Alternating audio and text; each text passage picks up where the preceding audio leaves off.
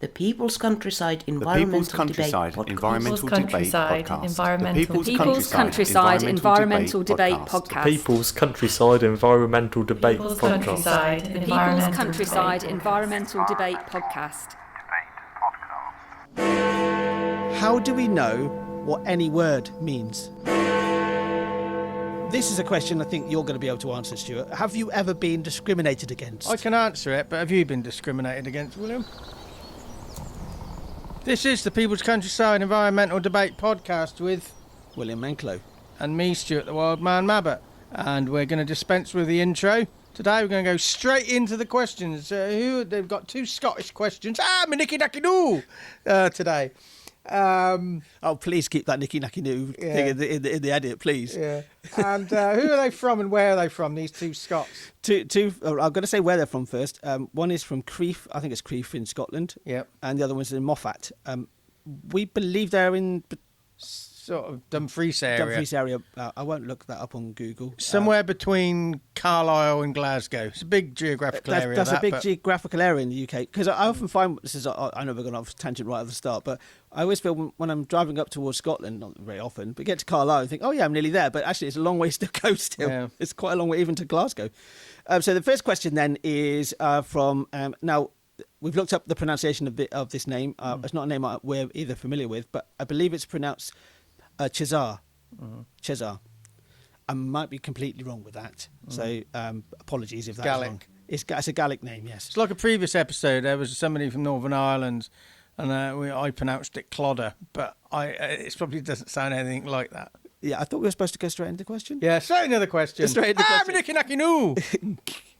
You can tell this is the second recording of this session. Anyway, so you can always, and I'm going to say now, we're going to do an Instagram Live, which will be on our Instagram feed. Go back and look at it, because we're going to do Instagram Live straight after this. And you get to see our recording, and you get to see what we look like, get to see our recording setup. On, son.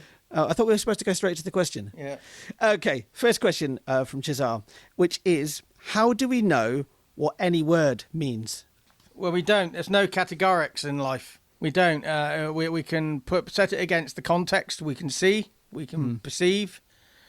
In the time it was said, because if you say something in medieval times and then you say something now, so we don't. Well, yeah, and it's we're talking about development of language. So it would have started for millennia ago. Words would have started as something, and then they would have continue to develop. There's a linguist that I follow on social media. I cannot remember the guy's name, but anyway, he did this. The quick brown fox jumps over the whatever the sentence is, but he starts it in Old English, and he then goes forward in time saying the same phrase over and over and over again, and he asks at the end, when did you actually start to understand me? Because it was the same phrase every single time. So language has developed, words have developed. That's how we know. It's a matter of pointing at something, saying chair.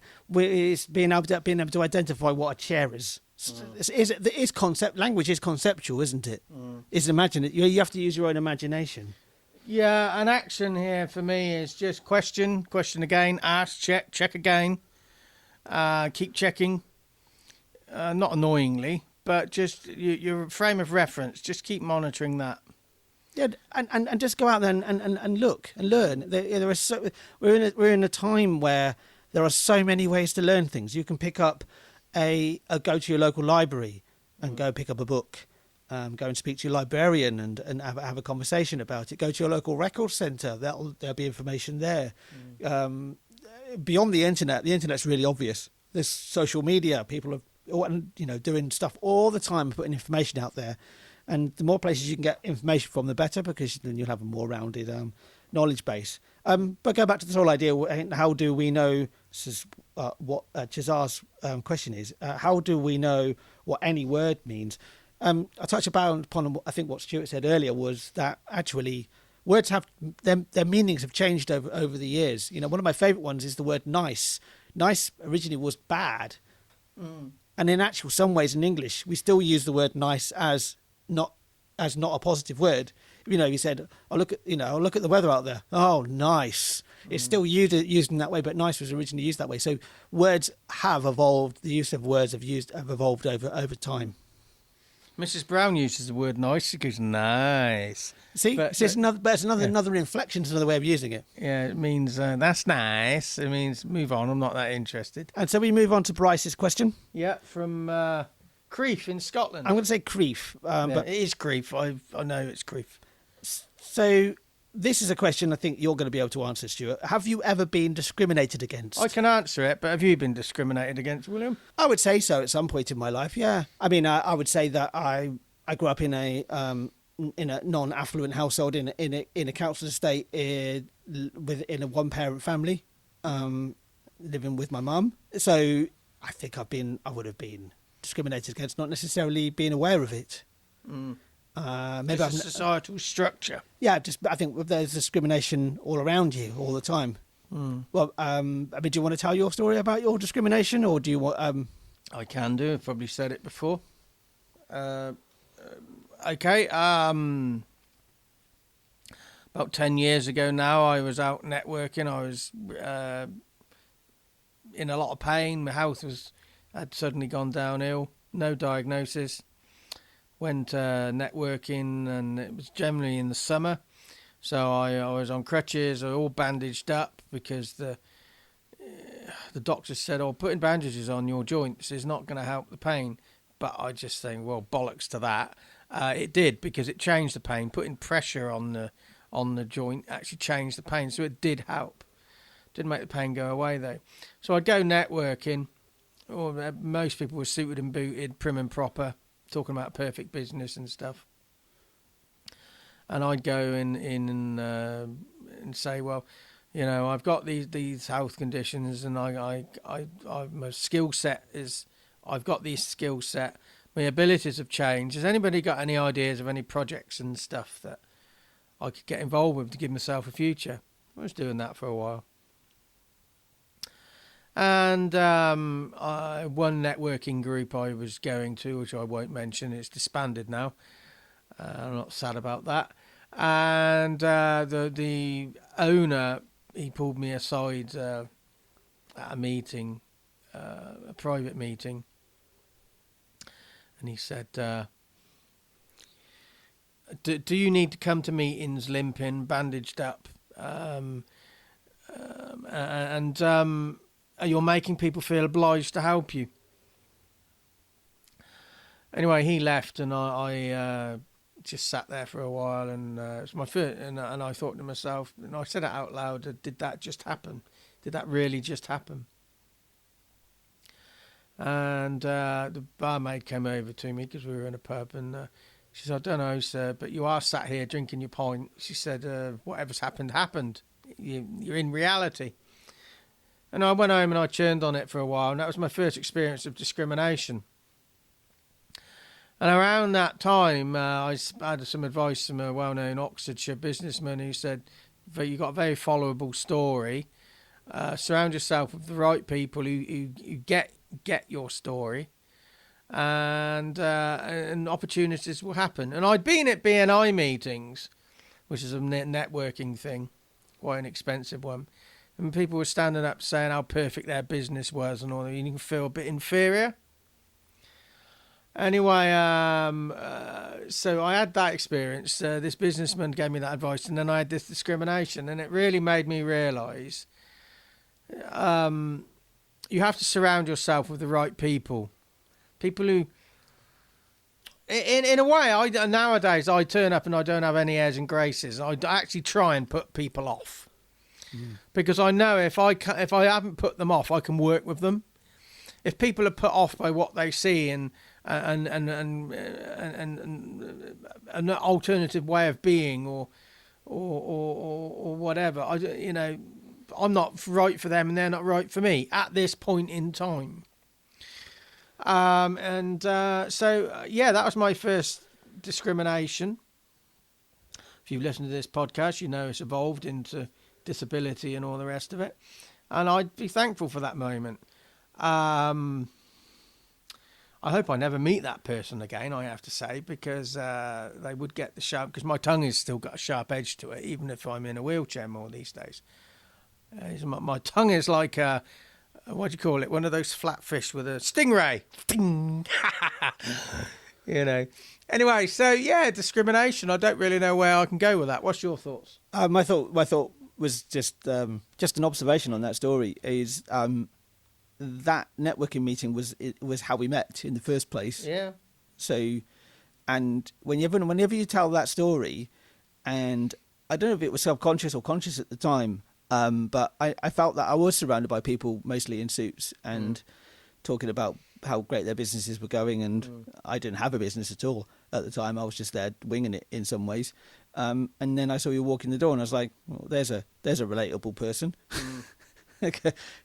I was just intrigued by your hat, and I actually I saw your walking poles, but I didn't really even see your bandages. I didn't even see them. I just saw the hat in some ways. Yeah. And the conversation started, and I'm so glad that I made that. We made that initial contact, because then we've started working together, haven't we? Yeah. So it depends how you.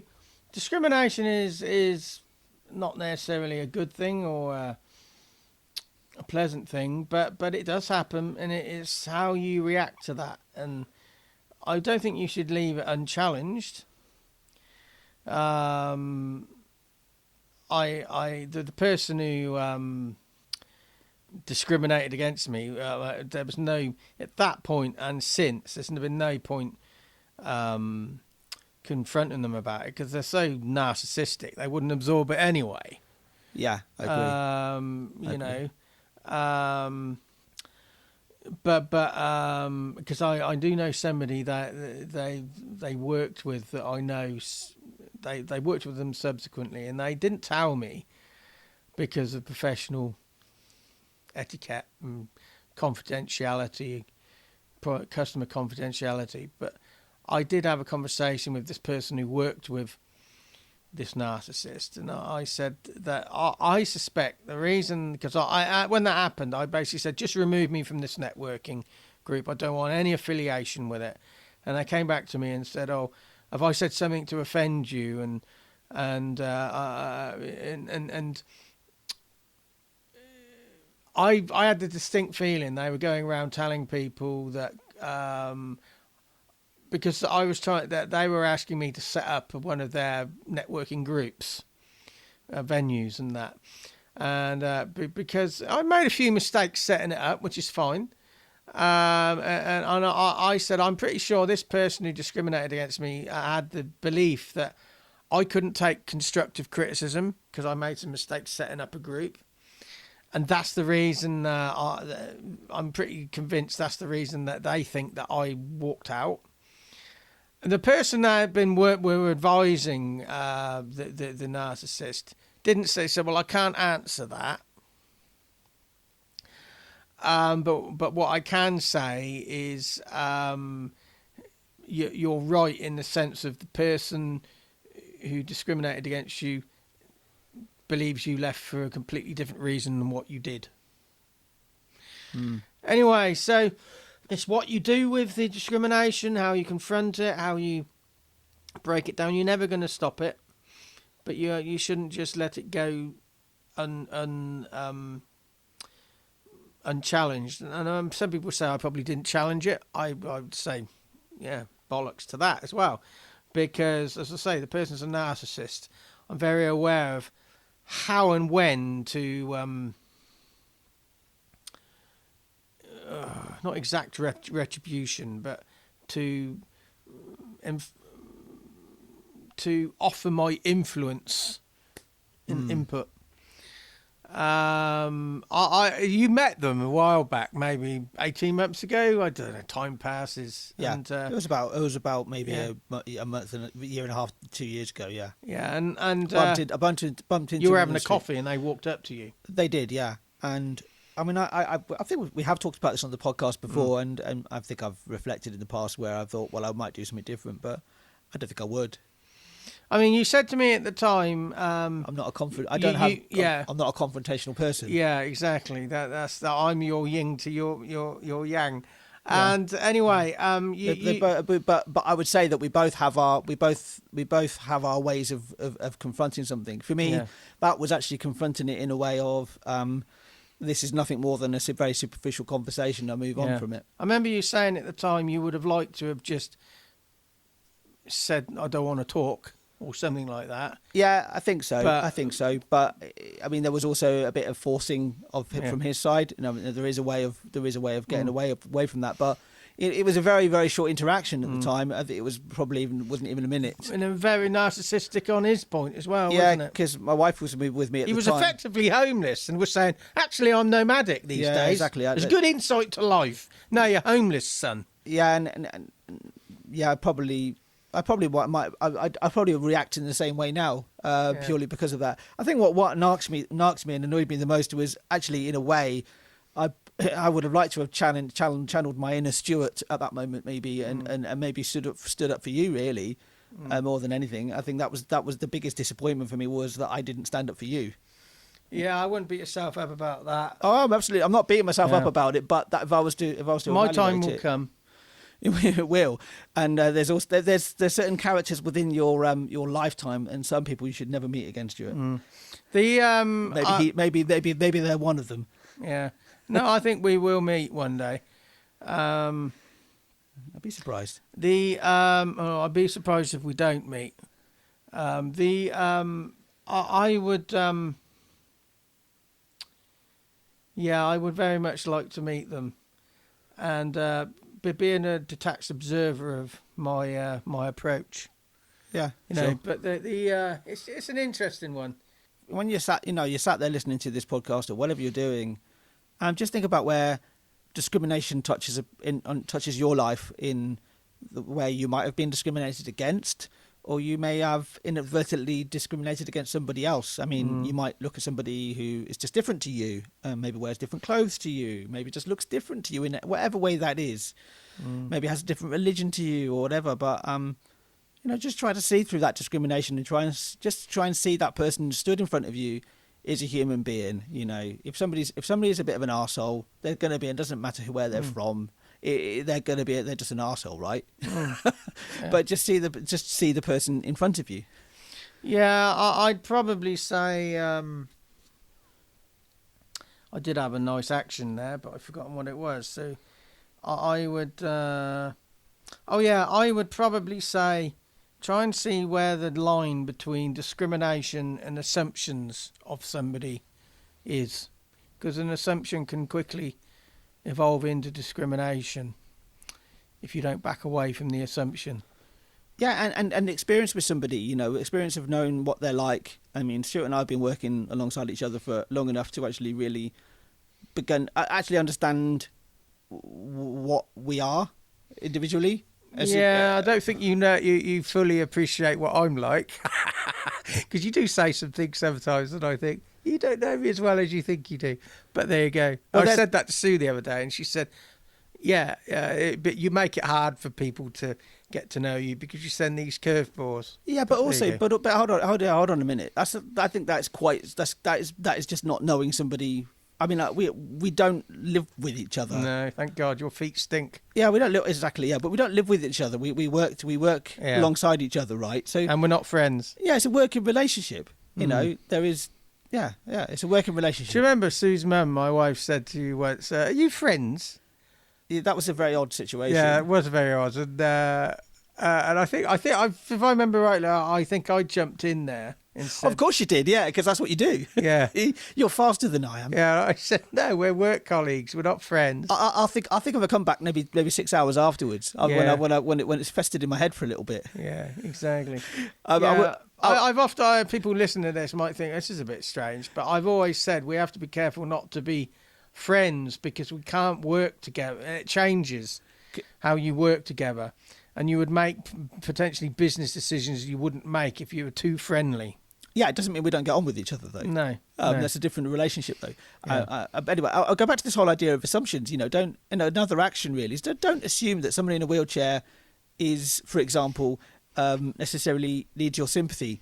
And sometimes maybe that person in the wheelchair doesn't even need your help in a way, because they're getting on in their own life, they're getting on in the world. You can offer them assistance, but that's just an example of assuming. And don't assume somebody in a wheelchair is paralysed. Exactly, and I want to finish on a story. I want to tell you a story. And it's I've got a really good friend of mine who is considerably younger than I am. is in his early 20s. I'm in my mid 40s. Long story how we met each other, but it's all to do with railway photography. But anyway, we were in a pub after a concert that he'd played, and with his girlfriend as well. And one of the other members of the band came up and said, "Oh, this must be your parents then." And I thought, that's a really bold assumption, isn't it? Just because there's older people saying it's younger people, you assume we're parents, even though we don't look like anything like like him. So it's like, okay, but that's been that. What we used with that, what we took with that, I took from that assumption, and my friend as well, is that that's what we are now. We are our father and son. You know, you just you can take some humour from it, but it's a lesson in don't assume.